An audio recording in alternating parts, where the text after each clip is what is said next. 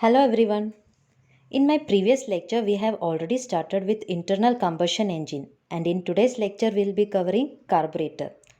In last lecture, we have discussed about SI engine, that is spark ignition engine, and we have also seen that carburetor is an important integral part of a SI engine where we need to supply air-fuel mixture during the intake stroke. And this mixing of air and fuel is done in a carburetor. So let us understand this carburetor and its working in detail. First we'll see the topics which we are going to cover in today's lecture.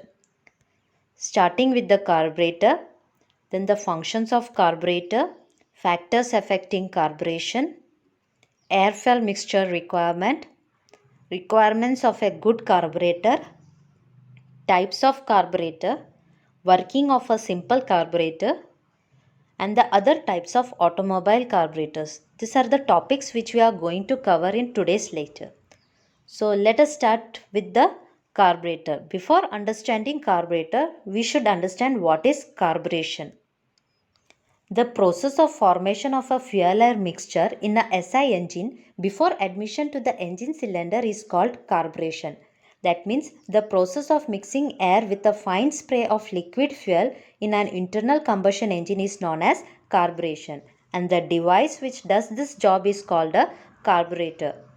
So we can define carburetor as a device that mixes air and fuel for internal combustion engines in the proper air-fuel ratio for the combustion. Or we can say that the carburetor atomizes the fuel and mixes with air in different proportions for various load conditions like engine starting, idling, cruising, or during the acceleration of engine. Now let us see the function of carburetor. The first and the most important function of the carburetor is it must atomize, vaporize and mix the fuel homogeneously with air so that it will help in the proper combustion of fuel. The second function is that it must supply correct amount of air-fuel mixture in correct proportions under all load conditions and speed of the engine.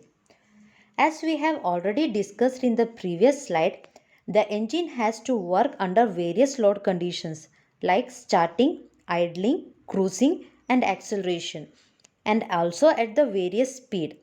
So under all these conditions, carburetor must supply correct amount of air-fuel mixture in correct proportions. Next, for the smooth running of the engine, correct mixture of air and fuel should be supplied, which is to be done with the help of a carburetor. So these are some of the basic functions of the carburetor which it has to follow. Next, coming to the factors affecting carburation. The first factor is the engine speed. Nowadays, modern engines are of high speed type and the time available for mixture formation is very limited. For example, an engine running at 3000 rpm has only about 10 milliseconds for mixture induction during the intake stroke. Now, when the speed becomes 6000 rpm, the time available is only 5 milliseconds. Therefore, in order to have high quality carburation, the velocity of the airstream at the point where the fuel is injected has to be increased. And this is achieved by introducing a venturization in the path of the air. Next is the factors vaporization characteristics of the fuel. That means the factors which ensure high quality carburation within a short period are due to the presence of highly volatile hydrocarbons in the fuel. Therefore, suitable evaporation characteristics of the fuel are necessary for efficient carburation, especially at high speed engine. Next factor is the temperature of the incoming air. Remember, the temperature and pressure of surrounding air has a large influence on efficient carburation. Higher atmospheric air temperature increases the vaporization of fuel and produces a more homogeneous mixture. So an increase in atmospheric temperature, however, leads to a decrease in power output of the engine, or in other words, reduces volumetric efficiency. Next factor is the design of the carburetor. The intake system and the combustion chamber have considerable influence on uniform distribution of mixture to the various cylinder of the engine. So proper design of carburetor alone ensures the supply of desired composition of the mixture under different operating conditions of the engine. So these are the factors affecting the carburation which we have to keep in mind. Next, coming to the important part, that is air-fuel mixture. As we know, an engine is generally operated at different loads and speed, and for this proper air-fuel mixture should be supplied to the engine cylinder. Fuel and air are mixed to form three different types of mixtures. The three types of mixtures are chemically correct mixture, rich mixture, and the lean mixture. Now let us understand these types of mixture in detail. First is the chemically correct mixture. It is also known as stoichiometric mixture. It is one in which there is just enough air for complete combustion of the fuel. Complete combustion means all carbon in the fuel is converted to CO2 and all hydrogen to H2O. Hence, chemically correct air-fuel ratio is in the range 15:1. Next is the rich mixture. A mixture which contains less air than the chemically correct mixture requirement is called a rich mixture, and it is in the range 10:1. Its minimum range is 9:1. Next is the lean mixture. A mixture which contains more air than the chemically correct mixture is called a lean mixture, and it is in the range 17:1, and maximum it reaches to the 20:1. However, a limited range of air-fuel ratio is there. Within this range, only combustion in an SI engine will occur. Outside this range, the ratio is either too rich or too lean to sustain flame propagation. This range of air-fuel ratio lies between minimum 9:1 to maximum 20:1. So the carburetor should provide an air-fuel ratio in accordance with the engine operating requirements, and this ratio must be within the combustible range, that is 9:1 to 20:1. Next is the air-fuel mixture requirement at different throttle operations. As we saw in the previous slide, the air-fuel mixture varies at different load conditions and speeds. So let us see why we keep air-fuel ratio varying from 9:1 to maximum 20:1 instead of fixing it at stoichiometric mixture, which is 15:1. This is because we require different air-fuel ratio at different throttle operations. Generally, throttle operations are divided into three range: idling range, cruising range, and the power range. The graph of air-fuel ratio versus throttle opening can be drawn as follows. Now let us understand why different air-fuel ratios are required at different range of throttle operations. First range is the idling range. Since the throttle is marginally opened during the idling range, very less air comes into the engine, which increases the amount of residual gases in the mixture. Also, due to less air coming in, there is a high drop in pressure inside the combustion chamber, which causes the backflow of the residual gases. This dilution of fresh charge results into a poor combustion. Thus, rich air-fuel mixture is required to increase the probability of contact between air and fuel particles and thus improve the combustion. As you can see in the graph, at point A, we are getting the rich mixture following by the curve A to B. Next is the cruising range. Since the throttle is open to around 50% during the cruising range, so the problem of charge dilution becomes insignificant. Thus, proper combustion takes place. Hence, it is desirable that in this range, the carburetor provides the economic air-fuel ratios, which results into lean air-fuel mixture. As you can see here at point B, it is receiving the economic mixture, air-fuel mixture, following by the curve B to C. Next is the power range. Since power is required during the high power range, therefore it is desirable for the carburetor to deliver the air-fuel mixture which provides the maximum power. Thus, during power range, rich air-fuel mixture is required to deliver high power.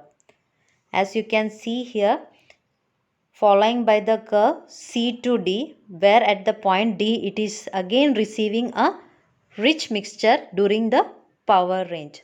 So this is the graph representing the different working conditions of the carburetors and at the different ranges like the idling range, cruising range and power range, the mixture, air-fuel mixture delivered to the engine.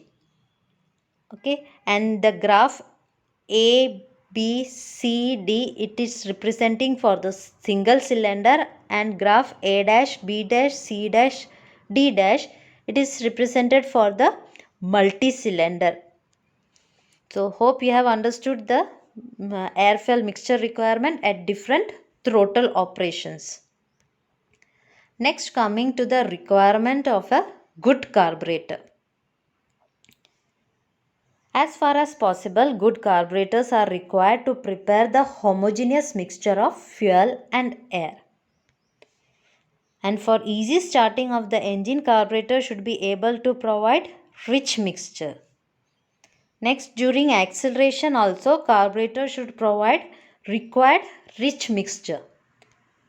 Similarly, during partial loading on the engine, carburetor should provide the required fuel air mixture.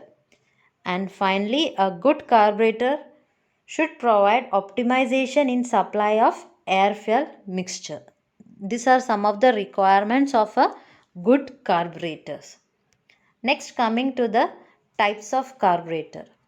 According to the direction of flow of air, there are three general types of carburetors: updraft carburetor, downdraft carburetor, and the cross-draft carburetor. Let us refer the first figure. This is the venturi, where the area is less of this tube due to this, the air which is coming inside at this portion, the velocity is increased and a suction effect is created. This is the main jet which is connected to the float chamber. Now in this case, the air is flowing from bottom to the upward direction, and here in this portion, due to suction effect, fuel is sprayed through the main jet and get mixes with the air which is coming and flows in the upward direction and given to the engine cylinder. Remember, here the flow of air is in the upward direction, so it is called updraft carburetor. The main disadvantage of this type of carburetor is that it must lift the sprayed fuel droplets by air friction. Hence, it must be designed for relatively small mixing tube and the throat, so that even at low engine speed, the air velocity is sufficient to lift and carry the fuel particles along. So this disadvantage of updraft carburetor have been overcome by the second type, that is downdraft carburetor. You can see here in the downdraft carburetor, the air is flowing from the top and get mixes with the fuel and flow in a downward direction. Here the fuel does not have to be lifted by air friction as in the case of updraft carburetor, but move in the cylinder by gravity even if the air velocity is low. Next, coming to the cross-draft carburetor. It consists of a horizontal jet tube and the air is flowing from side. Such a carburetor has the advantage where under bonnet space is limited and also the resistance to flow is reduced due to the elimination of one right angle in the intake passage. So these are the three general types of carburetor which we can see in most of the vehicles, that is updraft carburetor, downdraft carburetors and the cross-draft carburetors. Next, coming to the simple carburetor. Let us understand the construction and working of the simple carburetor. First, we'll see the various parts of carburetor, starting with the float and float chamber. This is a float and the float chamber. In the float chamber, a constant level of petrol is maintained by the float and a needle wall. When the amount of petrol in the float chamber goes down or below the required level, the float comes down, the needle valve opens, and the fuel from the fuel tank through the fuel pump reaches the float chamber. And when the required level is reached, the needle closes the opening. The float and the needle valve system maintains a constant level of gasoline in the float chamber. Next, venturi throat. This is a venturi throat. This entire portion, it is the venturi, where it is having the convergent, then the venturi throat and the divergent shape. This venturi is in the convergent and the divergent shape. And this middle portion, where the cross-sectional area is less, it is known as the venturi throat. Next is the throttle valve. This butterfly type valve attached to the tube is called the venturi tube.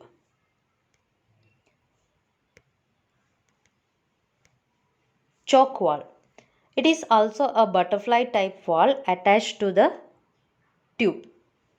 The engine draws air through the choke tube and passes through the venturi. Next part is the nozzle lip. In order to avoid overflow of the fuel from nozzle, the main nozzle tip is kept slightly higher than the level of the fuel in float chamber, and the difference of level of tip of main nozzle and the fuel level in float chamber is called nozzle lip, and this difference is marked by Z, as you can show in the figure. Now let us see its working principle. As we have studied, the SI engine has to undergo 4 operations for its working, that is suction, compression, expansion or the power stroke and the exhaust stroke. During the suction stroke, this carburetor works, and now let us see how the carburetor helps in mixing of air and fuel before supplying it to the engine cylinder. During the suction stroke, air is drawn through the venturi. As already described, venturi is a tube of decreasing cross section with a minimum air at the throat. Now, as the air passes through the venturi, the velocity increases, reaching a maximum at the venturi throat. Correspondingly, the pressure decreases, reaching a minimum. Because we know that pressure is inversely proportional to velocity. So, as the velocity increases at the throat of the venturi, the pressure decreases. Now, since the pressure at this point is less, the fuel from the float chamber will automatically flow into this low pressure area, and since the velocity of air is more, the fuel mixes with this high velocity air, and through the throttle valve this mixture is given to the combustion chamber of the SI engine. Now, when power output is to be varied at a particular speed, the amount of charge delivered to the cylinder is varied, and this is achieved by means of a throttle valve.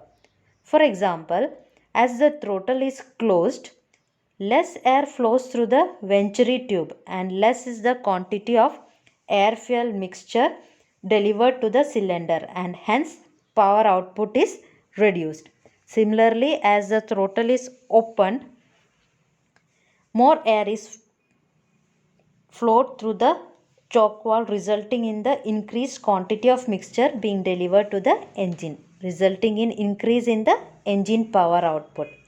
Remember, in this type of carburetor, depending upon the position of the throttle, leaner or richer mixture, air fuel mixture will be supplied to the engine. This throttle valve is connected to the accelerator pedal in case of car and riser in handle in case of motorbike. So more we accelerate, the throttle valve will be opened completely and rich mixture will be supplied to the engine cylinder, which will ultimately increase the engine speed. Now let us see the function of the choke valve. During winter, due to low temperature of the atmosphere, we find difficulty in starting the vehicle. At that time, we close this choke valve so that less amount of air will be supplied through the venturi, but the amount of fuel supplied remains the same. Due to this rich mixture of air and fuel, the vehicle will start easily. So the choke valve helps in easy starting of the vehicle in the cold starting. So this is how a simple carburetor works. Next, coming to the other types of automobile carburetors. The first type is the Solex carburetor. It is one of the well-known carburetor for easy starting, good performance and its reliability. You can find this type of carburetor in Indian cars and jeeps. Next carburetor is the Carter carburetor. It is a downdraft type carburetor, and the thing which make it different from other carburetor is it contains three venturies: primary, secondary and the main venturi. Next is the SU carburetor. Generally the carburetors are choke type, whereas the SU carburetors differ from this since it is constant vacuum or the depression type of carburetor, and it is automatically variable choke also. So these are the other types of automobile carburetors which we will see in detail in my next lecture. Hope you have understood carburetor and the importance of carburetor in an SI engine. So with this I end today's lecture. Thank you for your patient hearing. Have a good day.